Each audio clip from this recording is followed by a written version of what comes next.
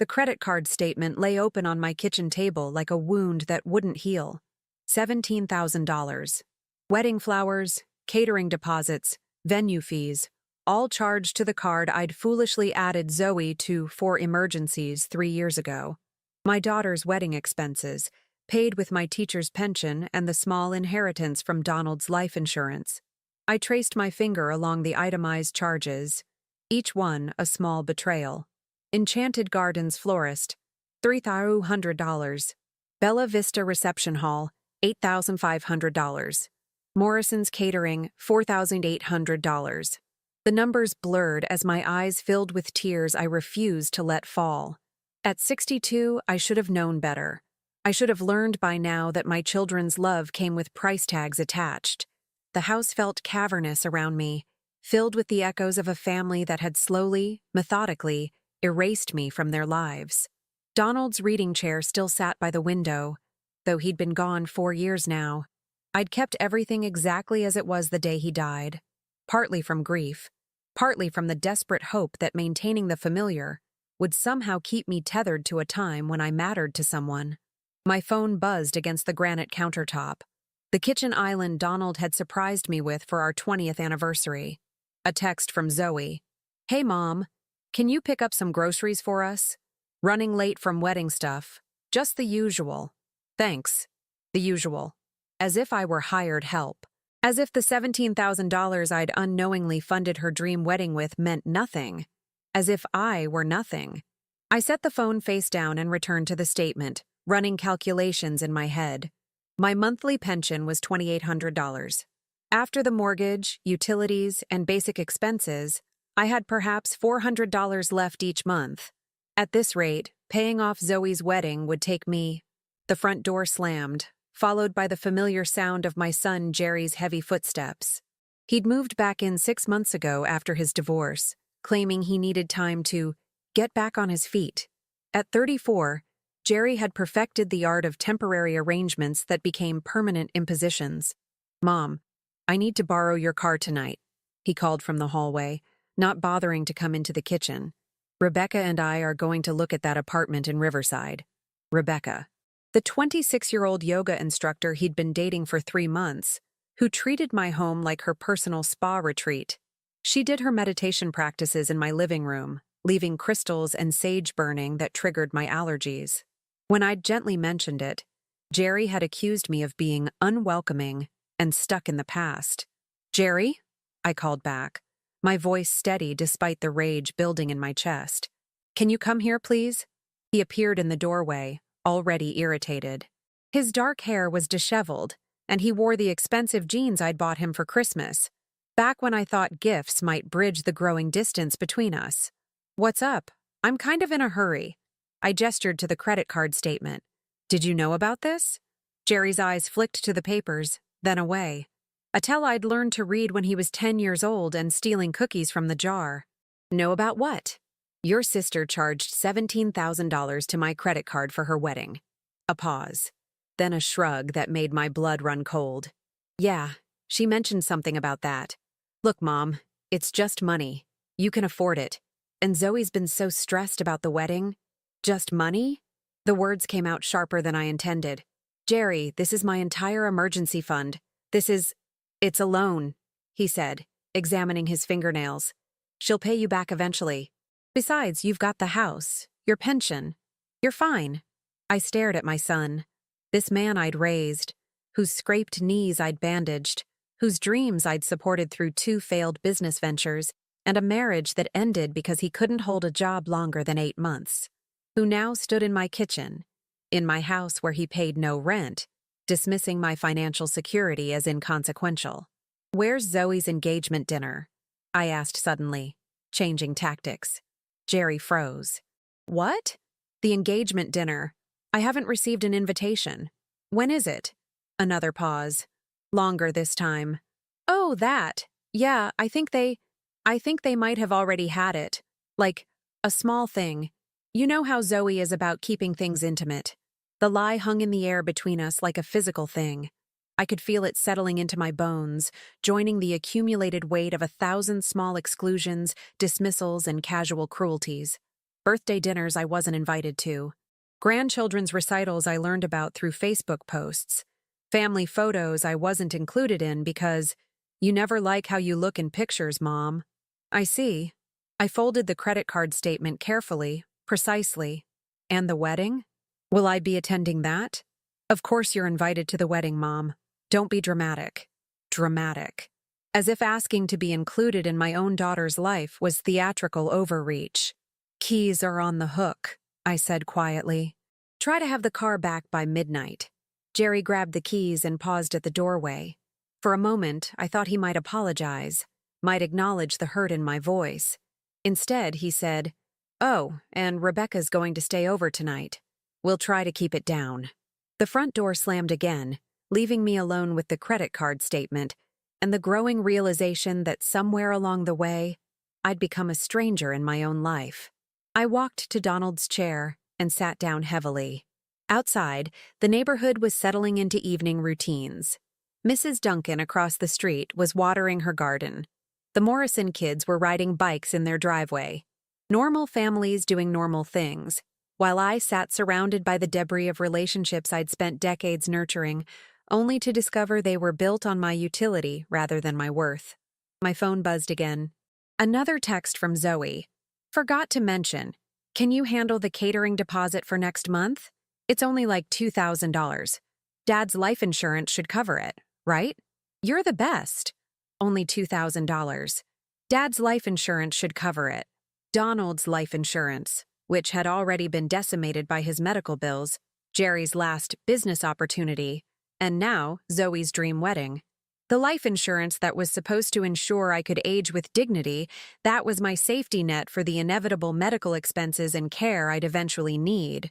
I stared at the text until the words blurred. Then I did something I'd never done before in 34 years of motherhood. I deleted it without responding. But my silence wouldn't be enough. I understood that now, sitting in Donald's chair as the last of the evening light filtered through windows he'd love to sit by. Silence was just another form of enabling, another way of saying yes to people who'd forgotten how to hear no. In the growing darkness of my living room, surrounded by the artifacts of a marriage and motherhood that had defined me for so long, I began to plan what would happen next.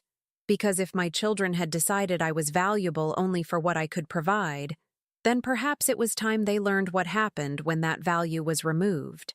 The credit card statement crinkled in my hands as I folded it one final time. Tomorrow, I would make some calls. Tonight, I would sit with Donald's ghost and remember what it felt like to be loved for who I was, not what I could give. The house settled around me with its familiar creaks and sighs, and for the first time in months, the silence felt like possibility rather than abandonment. The morning light streaming through my bedroom window felt different somehow. Sharper, more purposeful. I'd slept better than I had in months, as if some internal machinery had finally clicked into place. By 7 a.m., I was dressed and ready to begin what I now thought of as my reckoning. My first call was to the credit card company. "I need to report unauthorized charges," I told the customer service representative, my voice steady and clear. "My daughter has been using my card without permission for several months." The woman on the other end was professional. Sympathetic even. Yes, they could freeze the card immediately. Yes, they could dispute the charges. Yes, they would begin an investigation. I provided the specific transactions, dates, amounts. $17,000 of unauthorized wedding expenses. "Ma'am, I do need to inform you that if these charges are found to be fraudulent, it may result in criminal charges being filed against the cardholder." "I understand," I said. And I did. Completely. My second call was to my bank. "I'd like to remove someone from my account," I told them. "My son Jerry. He's been an authorized user for 2 years, but I'm revoking that access immediately." The banker was efficient, asking only the necessary questions. Within 10 minutes, Jerry's access to my checking and savings accounts was terminated. The debit card he'd been using for his temporary expenses would be declined by noon. My third call was to my lawyer, Janet Morrison. No relation to the Morrison kids on my street, but a sharp woman in her 50s who'd handled Donald's estate. "Sandy?" Janet's voice was warm but concerned. "It's been a while. What can I help you with? I need to revise my will, I said. Completely. And I need to explore my options regarding some unauthorized credit card use.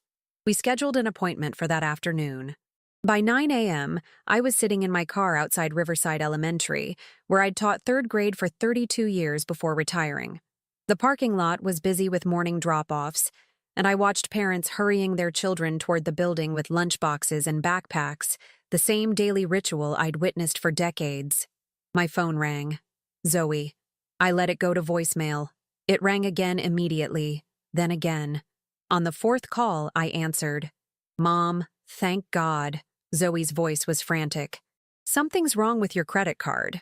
The florist called saying the payment for the centerpieces was declined. I tried calling them back, but the card has been frozen, I said calmly. What? Why? Mom, the wedding is in 6 weeks. We have vendors who need to be paid. The final payment for the venue is due Friday. I'm aware of the timeline, Zoe. A pause. Then her voice changed, taking on the wheedling tone she'd perfected as a teenager. Mom, come on. Whatever's wrong with the card, we can fix it. Just call them and tell them it's okay. These are legitimate charges. Are they? I asked. Because I don't recall authorizing $17,000 in wedding expenses. You said I could use the card for emergencies. The wedding deposits were emergencies. If we didn't pay them, we'd lose the venues, the vendors. Your wedding is not my financial emergency, Zoe. The silence stretched between us. I could hear her breathing, calculating, trying to find the right combination of words that would make me capitulate as I always had before. Mom, you're being unreasonable. This is my wedding. Your only daughter's wedding. Don't you want me to be happy? The question that had controlled me for 34 years. Don't you want me to be happy? Don't you want us to succeed? Don't you love us enough to help? I want you to pay for your own wedding, I said, like adults do. We can't afford. Then perhaps you should plan a wedding you can afford. I hung up. The phone immediately started ringing again. I turned it off. At 11 a.m., I was at the hardware store, purchasing new locks for my front and back doors. The elderly clerk, a man I'd seen there for years, helped me load them into my car. Changing locks is easier than most folks think, he said conversationally. YouTube's got videos for everything these days. I thanked him and drove home, where I found Jerry's car in my driveway and Rebecca's yoga mat spread across my living room floor. The smell of sage hung heavy in the air, making my eyes water. They were in the kitchen, Rebecca making herself a smoothie with ingredients from my refrigerator, while Jerry sat at my table, scrolling through his phone. Mom, finally, Jerry said, without looking up. Something's wrong with my debit card, and Zoe's been trying to call you all morning. She's freaking out about some wedding payment thing. The card was declined because I closed your access to my accounts, I said, setting my purse on the counter. And I'm aware of Zoe's situation. Rebecca looked up from the blender, her perfectly highlighted hair catching the light. Oh my God, Sandy, you scared us. Jerry thought maybe you'd had a stroke or something, making such weird financial decisions. Weird financial decisions. This 26-year-old woman, who contributed nothing to my household, had an opinion about my financial decisions. Rebecca, I said quietly, I need you to gather your things and leave. She laughed. What? Why? Because this is my home, and you don't live here. Jerry finally looked up from his phone. Mom, what's gotten into you today? You're acting crazy. I'm acting like someone who owns her own house and manages her own finances. I walked to the coffee maker and began preparing a cup, my movements deliberate and calm. Rebecca, you have 10 minutes to collect your belongings. Jerry. Rebecca looked to my son, expecting him to intervene. Jerry stood up, his jaw set in the stubborn expression I remembered from his teenage years. Mom, stop it. You're embarrassing yourself. Rebecca is my girlfriend, and she's welcome here. Not anymore. This is ridiculous. Over what, some credit card mix-up? Zoe will pay you back. She always does. I turned to face my son fully. When has Zoe ever paid me back, Jerry? The car insurance I covered when she was in college? The security deposit for her first apartment? The loan for her master's degree that was supposed to be temporary? That's different.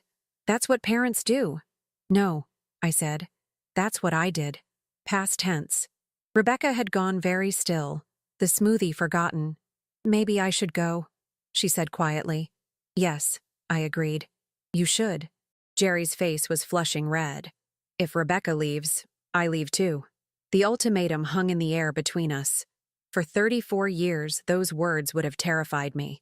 The threat of my children withdrawing their presence, their love, their approval had been the ultimate weapon in their arsenal. I sipped my coffee and found it perfect. Your choice, I said. But if you leave, you don't get to come back whenever it's convenient. You don't mean that. But I did mean it, and something in my expression must have conveyed that, because Jerry's confident demeanor faltered. Mom, come on. Let's talk about this rationally. You're upset about the money thing, I get it. But throwing away your family over some credit card charges? I'm not throwing away my family, Jerry. I'm simply declining to continue funding adults who treat me like an ATM with a kitchen. Rebecca gathered her yoga mat and crystals with impressive speed. I'll wait in the car, she murmured to Jerry, practically fleeing the kitchen. My son and I stood facing each other across the kitchen island. The same island where I'd served him countless meals, helped with homework, listened to his dreams and disappointments, where I'd comforted him through his divorce and celebrated his small victories.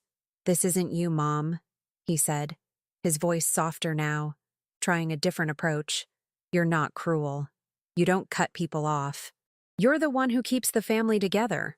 I agreed, but keeping a family together requires more than one person's effort. My phone, which I'd turned back on, buzzed with another call from Zoe. I looked at the screen and deliberately let it go to voicemail. Zoe's probably crying right now, Jerry said. Her wedding is ruined. Her wedding is not ruined. She simply needs to find a way to pay for it herself. With what money? She's a teacher, Mom. She makes nothing. I was a teacher too, Jerry. For 32 years, I managed to pay for my own wedding. That was different. Things cost less then.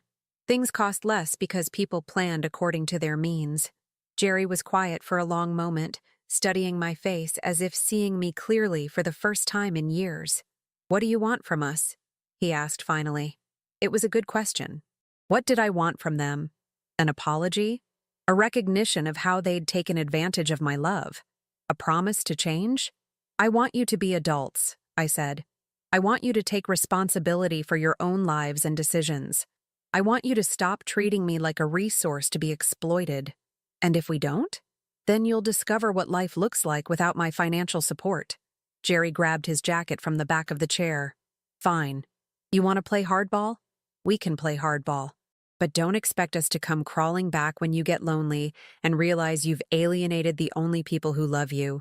The only people who love you. The casual cruelty of it took my breath away for a moment. Goodbye, Jerry, I said. He slammed the door hard enough to rattle the windows. I finished my coffee in the sudden quiet of my kitchen, then went to get the new locks from my car. I had work to do. The new locks were installed by 3 p.m., and I tested them twice to make sure they worked properly. The clicking sound they made, solid, decisive, felt like a door closing on one chapter of my life and opening to another. I kept one key and secured the other in my jewelry box, next to Donald's wedding ring. My appointment with Janet Morrison was at 4. Her office downtown still smelled of leather and old books, the same comforting scent I remembered from when she'd helped us navigate Donald's final months. Janet herself looked exactly the same. Silver hair pulled back in a neat bun, reading glasses perched on her nose, sharp eyes that missed nothing. Sandy? She said, gesturing to the chair across from her mahogany desk. You sounded upset on the phone. Tell me what's happened. I laid out the situation methodically. The unauthorized credit card charges, the pattern of financial exploitation, the casual dismissal of my concerns, the exclusion from family events. Janet took notes, occasionally asking clarifying questions, her expression growing more serious with each detail. How long has this been going on? She asked when I finished. Years, I admitted, but it's escalated since Donald died. I think they see me as, I searched for the right words, as a resource rather than a person. Janet set down her pen and leaned back in her chair. Sandy, what you're describing could constitute financial elder abuse. The credit card charges alone. I don't want to press criminal charges, I said quickly. I just want them to understand that there are consequences to their choices. Understood. Let's talk about your will first. Then we'll discuss your other options. My current will, drafted shortly after Donald's death, left everything equally between Jerry and Zoe. The house, my retirement accounts, Donald's life insurance policy, all split down the middle, with Jerry as the executor. I want to change everything, I told Janet. I want to leave the house and half my assets to charity. The children can split what remains of my retirement accounts, but only after they've repaid what they've taken from me over the years. Janet made notes. Which charities? The Literacy Foundation where I used to volunteer, the animal shelter, maybe something for elderly people who don't have family support. The irony wasn't lost on me. And you want to change the executor? Yes, you, if you're willing. Janet nodded. I am. Now, regarding the credit card situation, the bank will likely recover most of those charges. But Sandy, I need to ask, are you prepared for the fallout? Your children aren't going to take this quietly. As if summoned by her words, my phone rang. Zoe again. I declined the call. They've been calling all day, I said. Jerry has already moved out, taking his girlfriend with him. He seems to think I'll change my mind when I get lonely. Will you? The question hung in the air. Would I? It would be so easy to call them back, to apologize, to restore the status quo, to return to being the mother who said yes to everything, who absorbed their problems and smoothed their paths. No, I said, and meant it. I won't. Janet's smile was small but approving. Good. Now, there's something else we should discuss. Have you considered a restraining order? If they start harassing you, let's see how they handle the new boundaries first. By the time I left Janet's office, it was nearly 6 p.m. The revised will would be ready by the end of the week. The credit card investigation was underway. The locks were changed. I had taken back control of my narrative, and it felt both terrifying and exhilarating. I stopped at the grocery store on my way home, buying only what I needed for myself. A small chicken breast, fresh vegetables, a bottle of wine I'd been saving for a special occasion. In the checkout line, I realized this was a special occasion, the first day of my life where I mattered to myself as much as I'd always mattered to others. The house felt different when I returned. Quieter, yes, but also cleaner somehow. Rebecca's crystals were gone. Jerry's scattered possessions, magazines, dirty dishes, charging cables, had been swept away. The air no longer smelled of sage and entitlement. I was preparing dinner when I heard a gentle knock at my back door. Through the window, I could see my neighbor from 2 houses down, a woman about my age whom I'd waved to occasionally but never really spoken with. She was holding a casserole dish. I opened the door cautiously. Hi, she said, offering a tentative smile. I'm Elizabeth Duncan. I live in the blue house with the garden.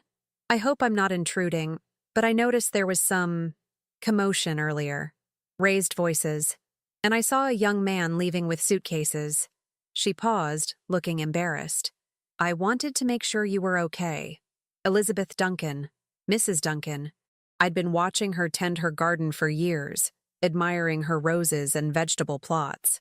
But we'd never done more than exchange pleasantries about the weather. I'm fine, I said automatically, then caught myself. Actually, that's not entirely true. I'm having a difficult day, but I'm handling it. Would you like some company while you handle it? She asked, lifting the casserole dish slightly. I made too much lasagna, and eating alone gets old after a while. There was something in her eyes, a recognition perhaps, the understanding of one woman who'd been alone for a while speaking to another. I was just opening a bottle of wine, I found myself saying. I'll get glasses, Elizabeth said, as if it were already decided. 40 minutes later, we were sitting at my kitchen table, sharing her excellent lasagna and my carefully hoarded Pinot Grigio. Elizabeth was a widow, too. Her husband had died 3 years ago from the same cancer that had taken Donald. She had 2 adult children, both living across the country, both successful and busy with their own lives. They call every Sunday, she said when I asked about them. Dutiful calls. How are you, Mom? Are you eating well? Did you remember to take your medications? They mean well, but sometimes I feel like they're checking off a box. Visit with elderly mother, completed. At least they call, I said, then immediately felt disloyal for the comparison. Your children don't call? And somehow, sitting in my kitchen with this woman I barely knew, I found myself telling the whole story. The money, the exclusions, the casual dismissals, the engagement dinner I hadn't been invited to, the credit card charges that had finally opened my eyes to how thoroughly they'd been using me. Elizabeth listened without judgment, occasionally nodding or making small sounds of sympathy. When I finished, she was quiet for a moment. "How do you feel now?" she asked. "Having set those boundaries?" "Terrified," I admitted, "and relieved, and guilty for feeling relieved." "The guilt will fade," Elizabeth said with certainty. "The relief will grow stronger." "How do you know?" She smiled, and for the first time I noticed she had laugh lines around her eyes and a scar on her chin that made her face interesting, rather than perfect. "Because I went through something similar with my sister. Not money, but emotional manipulation. Years of being the one who always gave in, always accommodated, always sacrificed my peace for family harmony. Finally, I stopped. Cut contact completely. Do you regret it? I regret how long it took me to do it." My phone buzzed with a text. "Zoe. Mom, please call me back. I'm scared and I don't know what to do about the wedding. I'm sorry if I upset you, but please don't punish me for using the card when you said it was for emergencies." I showed the message to Elizabeth, who read it with a thoughtful expression. "Still playing the victim," she observed. "Notice how she's sorry if she upset you. Not sorry for taking $17,000 without permission. And she's reframing theft as punishment." I hadn't noticed the careful wording, but Elizabeth was right. Even in her apology, Zoe was manipulating the narrative. "What would you do?" I asked. "What feels right to you?" I looked at the message again, feeling the familiar tug of maternal guilt. Zoe was scared. Zoe needed help. Zoe was sorry. Or at least, she said she was. But underneath that guilt was something new. A clear-eyed recognition of the pattern, the crisis, the appeal to my emotions, the subtle blame-shifting, the expectation that my love would override my judgment. I deleted the message without responding. "Good," Elizabeth said simply. We talked until nearly 10 p.m., about books and gardening and the peculiar loneliness of widowhood, about children who saw their parents as ATMs and the difficulty of loving people who didn't see you clearly, about the courage it took to choose your own peace over others' expectations. When Elizabeth finally left, promising to return the lasagna dish the next day, I felt something I hadn't experienced in years, the beginning of a friendship that wasn't based on what I could provide, but on who I was. I was washing our wine glasses when my phone rang one more time. Jerry. "Mom?" His voice was different, less confident, more uncertain. "Look, maybe we got off on the wrong foot today. Rebecca and I are staying at her place tonight, but I wanted to call and, I don't know, talk." "I'm listening." "The debit card thing really messed us up. I had to pay for dinner with quarters I found in the car." He paused, clearly expecting me to offer to fix the problem. When I didn't, he continued. "Zoe's really upset. She's been crying all day. The wedding venue called and said if they don't get the final payment by Friday, they're canceling the booking. That sounds stressful for her." Another pause. "Mom, I don't understand what's happening. You're acting like a stranger. Maybe you never really knew me very well." The silence stretched between us. Finally, Jerry said, "So what now? We just don't talk anymore?" "We can talk anytime you want, Jerry. But the conversation will be different now." "Different how?" "I won't be giving you money. I won't be solving your problems. I won't be pretending that being taken advantage of is the same thing as being loved."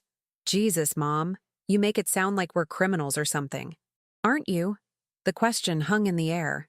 I could hear him breathing, could almost feel him struggling with a response that would restore the old dynamic without acknowledging any wrongdoing. "I need to think about this," he said finally. "Take all the time you need," I told him, and meant it. After he hung up, I sat in my quiet kitchen, surrounded by the evidence of an evening that had surprised me. 2 wine glasses, the lingering scent of Elizabeth's homemade lasagna, the sense that perhaps there was life beyond the boundaries I'd always accepted. Tomorrow would bring new challenges. Zoe would escalate her appeals. Jerry would try different tactics. They would involve other family members, mutual friends, anyone who might pressure me to return to my former role. But tonight, for the first time in years, I went to bed feeling like I was exactly where I belonged. The siege began on Thursday morning. I woke to find Zoe's car in my driveway and my daughter sitting on my front porch, still in yesterday's clothes, mascara streaked down her cheeks. Through the window, I could see she'd been crying for hours. I made coffee and toast, took my time getting dressed, and finally opened the front door at 8:30. "Mom?" Zoe's voice was hoarse. "I've been here since 5 a.m. We need to talk." "Good morning, Zoe. You look terrible." She struggled to her feet, swaying slightly. "I didn't sleep. I can't eat. The wedding is ruined, and I don't understand why you're doing this to me." "I'm not doing anything to you," I said calmly. "I'm simply not doing things for you anymore." The venue canceled. They called yesterday afternoon. The final payment was due, and when they couldn't process it, she dissolved into fresh tears. 2 years of planning, Mom. 2 years. And now we have nothing. I studied my daughter's face, really looked at her, perhaps for the first time in months. At 31, Zoe still had the ability to make herself look like a wounded child when she wanted something. Her fiancé, David, a decent man from what I knew of him, probably had no idea how skilled she was at emotional manipulation. "What does David think about all this?" I asked. "David doesn't know," she said quickly. "I haven't told him about the money problems. He thinks everything's paid for. Mom, please, I'm begging you. Just this once, help me fix this. Just this once." The phrase that had preceded every financial request for the past decade. "Zoe, sit down," I said, settling into one of the porch chairs Donald had built years ago. "We're going to have a conversation, but it's not the conversation you're expecting." She perched on the edge of the other chair like a bird ready to flee. "If this is about paying you back, I will. I promise. Once David and I are settled after the honeymoon." "When did you decide I wasn't worth including in your engagement dinner?" The question clearly caught her off guard. "What?" "Your engagement dinner. When did you and David decide that your father's death meant I was no longer family?" Zoe's mouth opened and closed like a fish. "That's not... It wasn't like that. It was just immediate family. David's parents, his sister. I am your immediate family, Zoe. I'm your mother. I know that, but when did you decide that using my credit card without permission was acceptable? You said I could use it for emergencies. A wedding is not an emergency. A wedding is a choice. And even if it were an emergency, $17,000 requires a conversation." Zoe's composure was cracking. "Fine. I should have asked first. I'm sorry. But the damage is done now, and we can fix it if you'll just..." "No." The word hung between us like a physical barrier. Zoe stared at me as if I'd spoken in a foreign language. "What do you mean, no?" "I mean, I'm not fixing your problems anymore. I'm not paying for your choices anymore. I'm not being treated like an ATM with a house attached anymore. You're my mother." "Yes," I said quietly. "I am. And for 31 years, I've shown you what unconditional love looks like. I've sacrificed, supported, and enabled you through every crisis and poor decision. And in return, you've learned to see me as a resource rather than a person." Zoe was crying again, but these tears were different. Angry, frustrated. "So what? You're just going to abandon me? Let my wedding be ruined because you're having some kind of midlife crisis? I'm 62, Zoe. If I'm having any kind of crisis, it's a late-life awakening." My phone buzzed with a text from Elizabeth. "Coffee later if you need reinforcements." The simple kindness of it, someone checking on me, offering support without expecting anything in return, made my resolve even stronger. "I need you to leave now," I told Zoe. "You're welcome to come back when you're ready to have an adult conversation about how we move forward." "An adult conversation?" Zoe's voice rose. "You want an adult conversation? Fine. Here's adult. You're a lonely old widow who's driving away the only people who care about you. You'll end up dying alone, and it'll be your own fault." The cruelty of it was breathtaking. Donald had been dead 4 years, and she was weaponizing my grief and fear of abandonment to manipulate me into compliance. "Goodbye, Zoe," I said, standing up and walking toward my front door. "Mom, wait!" The panic in her voice was real now. "I'm sorry, I didn't mean that. I'm just scared and upset and—" I closed the door and turned the deadbolt. Zoe pounded on the door for several minutes, alternating between apologies and threats, before finally driving away. I watched from my window as she sat in her car for another 20 minutes, probably calling Jerry or David or anyone who might convince me to change my mind. Around noon, the cavalry arrived. First came Jerry's ex-wife, Jennifer, someone I'd always liked despite the divorce. She rang the doorbell and stood on my porch with her hands clasped in front of her, looking uncomfortable. "Hi, Sandy," she said when I opened the door. "Jerry asked me to come talk to you." "How are you, Jennifer? How are the kids?" "They're good. Growing fast." She shifted her weight. "Look, I don't really want to be in the middle of this. But Jerry said there's some kind of family emergency?" "There's no emergency," I said.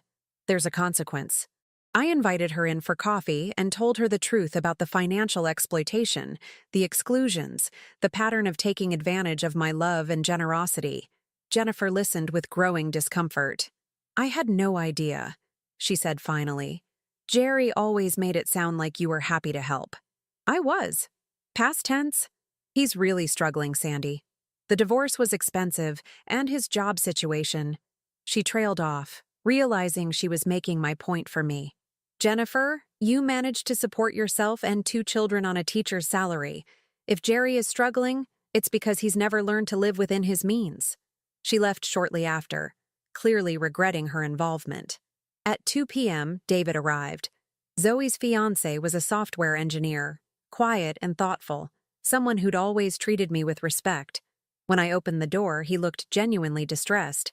"Mrs. Patterson," he said, "I hope you don't mind me coming by." Zoe told me about the wedding situation, and I wanted to apologize. This I hadn't expected. "Apologize for what, David?" "I had no idea Zoe had charged so much to your credit card without asking. She told me you'd offered to help with the wedding expenses, and I thought it was your gift to us." He ran his hand through his hair. "If I'd known she was taking money without permission, I never would have allowed it." For the first time in days, I felt a flicker of hope. Here was someone taking responsibility, showing genuine remorse. "Come in," I said. "Let's talk." David explained that Zoe had been handling all the wedding finances, telling him that everything was covered. He'd offered to contribute more, but she'd insisted it was handled. He'd had no idea about the credit card charges, the unauthorized access to my accounts, or the pattern of financial dependency. "I love Zoe," he said, "but I'm starting to see some things about her that concern me." "Such as?" "The way she talks about you sometimes, like you're supposed to solve all her problems. And when I suggest we should pay our own way or maybe have a smaller wedding, she acts like I'm being unreasonable." He paused. "Is this why you weren't invited to the engagement dinner?" My heart clenched. "You noticed that?" "I asked Zoe about it. She said you were busy that weekend, that you'd declined to come. But something about her answer felt off. I told him the truth about that, too. About learning from Jerry that I'd been excluded, about the pattern of being left out of family gatherings, about being made to feel like an inconvenience in my own daughter's life. David's face grew increasingly troubled. "Mrs. Patterson, I'm so sorry. I had no idea. If I'd known, I would have insisted you be included." "What will you do now?" I asked. "I don't know," he admitted. "Zoe's been talking about eloping to Vegas, using our savings. But honestly, I'm starting to wonder if this is the right time for us to get married. If we can't communicate honestly about money and family—" He shrugged helplessly. After David left, I called Elizabeth. She came over within an hour, carrying a bottle of wine and a bag of Chinese takeout. "Rough day?" she asked, surveying my face. "Educational day," I said. "I'm learning exactly who my children are when they can't get what they want from me." We were halfway through dinner when my phone rang. Jerry. "Mom, this has gone far enough," he said without preamble. "Zoe's a mess, her fiancé is asking questions, and you're destroying the family over money." "I'm not destroying anything, Jerry. I'm simply declining to fund it. We talked to Jennifer. We talked to David. You're turning everyone against us. I told them the truth. If the truth turns them against you, perhaps the problem isn't with the truth. Fine. You want to play hardball? We'll play hardball. We're thinking about having you declared incompetent. The threat was so absurd I actually laughed. On what grounds? Sudden personality change. Irrational financial decisions. You're clearly not thinking straight. Elizabeth, who could hear Jerry's raised voice through the phone, rolled her eyes and mouthed, "Amateur." "Jerry," I said calmly, "I've revised my will. I've consulted with my attorney. I've made carefully considered financial decisions that protect my assets from unauthorized use. If you'd like to challenge my mental competency, you're welcome to try. But I should warn you, Janet Morrison has excellent documentation of my decision-making process." The silence on the other end was satisfying. "This isn't over," Jerry said finally. "No," I agreed. "It's just beginning." After I hung up, Elizabeth refilled our wine glasses. "How are you feeling?" "Like I'm standing at the edge of a cliff," I admitted. "Terrified, but also free." "The terrified part will fade," Elizabeth assured me. "The free part will grow stronger." "How long did it take with your sister?" "About 6 months before the guilt stopped being overwhelming. A year before I stopped jumping every time the phone rang." She paused. "But Sandy, I need to ask, are you prepared for the possibility that they might not come around? That this might be permanent?" The question I'd been avoiding. Was I prepared to lose my children forever, rather than return to being their emotional and financial safety net? I thought about Zoe's cruel words about dying alone, about Jerry's threats and manipulations, about 34 years of being taken for granted, dismissed, and excluded. Then I thought about Elizabeth's friendship, freely given, about David's genuine respect and remorse, about the peace I'd felt in my own home for the first time in years. "Yes," I said, "I think I am." Outside, the sun was setting over my neighborhood, painting the sky in shades of pink and gold. Tomorrow would bring new challenges, new attempts at manipulation, new tests of my resolve. But tonight, I was a woman who mattered to herself as much as she'd always mattered to others. And that, I was discovering, was enough. 3 weeks later, I was in my garden when David's car pulled into my driveway. The past 21 days had been the quietest of my adult life. No frantic phone calls about emergencies, no unexpected visitors demanding money or solutions. No one treating my home like a hotel or my bank account like a community resource. Elizabeth and I had fallen into an easy routine of morning coffee and evening walks, and I'd begun to remember what it felt like to live for myself. The credit card company had ruled in my favor, $17,000 in unauthorized charges reversed, with a notation in their file about potential fraud. Zoe would face no criminal charges, but she would also receive no wedding funding from my compromised account. David looked different as he walked up my front path. Thinner, perhaps, and definitely more serious. He carried an envelope in his hand. "Mrs. Patterson," he said when I answered the door. "Do you have a few minutes?" "Of course. Would you like some iced tea?" We sat on the back patio, where Donald's roses were finally blooming again after years of my neglectful care.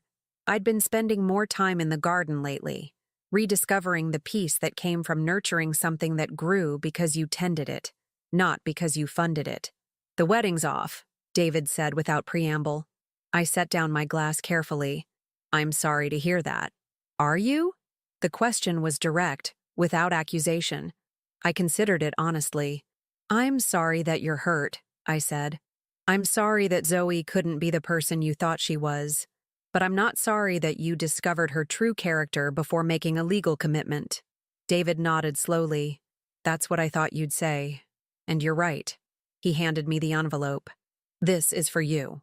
Inside was a cashier's check for $8,500, half of the credit card charges that had been reversed. "David, I can't accept this." "Yes, you can. It's my responsibility. I benefited from that money, even if I didn't know where it came from. The venue deposit, the catering down payment, those were for my wedding too." I looked at the check, then at this young man who was taking responsibility for something that wasn't technically his fault. "What did Zoe say when you told her you were bringing me this?" David's laugh was bitter. Zoe doesn't know I'm here. We haven't spoken since I called off the wedding 2 weeks ago. What happened? I asked her to have an honest conversation about money and family dynamics. I suggested we postpone the wedding and get some couples counseling to work through the communication issues. He paused. She told me I was being manipulated by a bitter old woman who couldn't stand to see her daughter happy. The familiar sting of Zoe's words was dulled by time and perspective. And you said? I said that if she couldn't see how she'd been treating you, then maybe we weren't ready to be married. David stared out at the garden. She packed her things that night, moved back in with her college roommate. And how do you feel about that? Relieved, he admitted, which probably tells me everything I need to know. We sat in comfortable silence for a while, watching Elizabeth's cat stalk something in the bushes next door. Can I ask you something, Mrs. Patterson? Sandy, and yes. How did you know? How did you finally decide to stop enabling her? I thought about the credit card statement spread across my kitchen table, about Donald's empty chair, about the slow accumulation of small cruelties that had finally reached critical mass. I realized I was grieving someone who was still alive, I said. I was mourning the daughter I thought I had, while ignoring the woman she'd actually become. David nodded. I think I was doing something similar. After he left, I sat alone on the patio with his check in my hands. It represented more than money. It was acknowledgement, respect, responsibility. Everything my own children had failed to offer. My phone rang. Elizabeth. How did it go with David? She asked. How did you know he was here? I may have been watering my plants near the fence. Coincidentally. I laughed. It went well. He's a good man. And Zoe? Is about to learn what life looks like without a safety net. That evening, I was reading on the porch when a car I didn't recognize pulled up. Zoe got out of the passenger side, followed by a woman about her age. The college roommate, I assumed. Zoe looked different. Her hair was pulled back in a messy ponytail, her clothes wrinkled. The polish of her previous visits had been replaced by something rawer, more desperate. Mom, she said, stopping at the bottom of the porch steps. We need to talk. Good evening, Zoe. Hello, I said to her companion. This is Melissa, Zoe said impatiently. Look, I know you're mad at me, but this has gone too far. David's gone. The wedding's off. I'm basically homeless. You're staying with Melissa. Melissa's couch, in a studio apartment. Mom, I need to come home. There it was. The inevitable conclusion to her string of poor decisions and burned bridges. When everything else failed, return to the mother you'd systematically excluded and exploited. No, I said. What do you mean, no? I mean, this isn't your home anymore. You made that clear when you decided I wasn't family enough to invite to your engagement dinner. Zoe's friend shifted uncomfortably. Maybe I should wait in the car. Maybe you should, I agreed. Melissa retreated quickly, leaving Zoe and me alone under the porch light Donald had installed decades ago. Mom, please. I know I made mistakes. Mistakes? I interrupted. Zoe, you stole from me. You lied to your fiancé about it. You excluded me from family events while expecting me to fund your lifestyle. You called me a bitter old woman when I finally set boundaries. I was upset. You were honest, I said quietly. For the first time in years, you told me exactly what you think of me. Zoe started crying, but these tears felt different from her previous performances. More genuine, perhaps. Or maybe I'd simply become immune to the manipulation. I don't have anywhere else to go, she whispered. You're 31 years old, Zoe. You have a master's degree and a teaching job. Figure it out. You're really going to let me be homeless? You're not homeless. You have options. You simply don't like them. Zoe wiped her nose with the back of her hand. What do you want from me? An apology? Fine. I'm sorry. I'm sorry I used your credit card. I'm sorry I didn't invite you to the dinner. I'm sorry I said those things about you dying alone. The apology felt hollow, delivered like a transaction. Sorry as currency, remorse as payment for restored privileges. What are you sorry for, Zoe? I just told you. No, you told me what you did. I'm asking what you're sorry for. She stared at me, clearly confused by the distinction. I don't understand what you want me to say. I want you to understand the difference between regretting consequences and regretting choices. Between being sorry you got caught and being sorry you hurt someone. You're playing word games. I'm trying to have a conversation with my daughter, but I'm beginning to think that person doesn't exist anymore. The truth of it settled between us like dust. Zoe opened her mouth to argue, then closed it. Some part of her, buried beneath years of entitlement and manipulation, seemed to recognize the accuracy of my assessment. So what now? She asked finally. We just don't have a relationship anymore? We can have a relationship, I said, but it will be different. It will be based on mutual respect rather than financial dependency. It will require you to treat me like a person rather than a resource. And if I can't do that, then you've answered your own question. Zoe stood there for a long moment, clearly struggling with concepts that should have been basic to any healthy relationship. Finally, she turned and walked back to Melissa's car without another word. I watched them drive away, feeling something I hadn't expected. Peace. The next morning, Jerry called. Zoe told me what happened last night, he said. Mom, this is insane. She's your daughter. She's an adult who made adult choices. I'm allowing her to experience adult consequences. You're destroying the family. No, Jerry, I'm choosing not to be destroyed by it anymore. There was a long pause. So that's it? You're just done with us? I'm done being used by you. There's a difference. What if we change? What if we, I don't know, pay you back, treat you better? It was the first time either of my children had even acknowledged that their behavior needed changing. Then we'll see what happens, I said. But change has to be real, Jerry. Not just words designed to restore your access to my resources. How do we prove it's real? You don't prove it to me. You prove it to yourselves. By becoming the kind of people who don't need to prove it. After we hung up, I sat in Donald's chair and looked out at the life I'd built for myself in the weeks since I'd reclaimed my agency. The garden was thriving. My friendship with Elizabeth had deepened into something precious and sustaining. I'd started volunteering at the literacy center again, rediscovering the joy of helping people who appreciated rather than expected my assistance. David's check sat on my desk, already deposited into an account my children could never access. But more valuable than the money was what it represented, proof that I was capable of inspiring respect rather than just dependency. My phone buzzed with a text from Elizabeth. Coffee date with that new widow from Riverside Elementary this afternoon? I thought you might like her. I smiled and typed back, yes. Looking forward to it. For the first time in decades, I was looking forward to things. To conversations that didn't revolve around crises or demands. To relationships built on choice rather than obligation. To a future where I mattered to myself as much as I'd always mattered to others. Outside, Mrs. Duncan's roses were blooming, and mine were finally catching up. I had work to do in the garden, friends to meet, books to read, a life to live on my own terms. The siege was over. I had won. Not by defeating my children, but by refusing to defeat myself for their convenience any longer. In the end, the greatest victory was the simplest one, remembering that I was worth more than what I could provide, and having the courage to live accordingly. The afternoon sun streamed through Donald's favorite window, and for the first time since his death, the light felt like a beginning rather than an ending.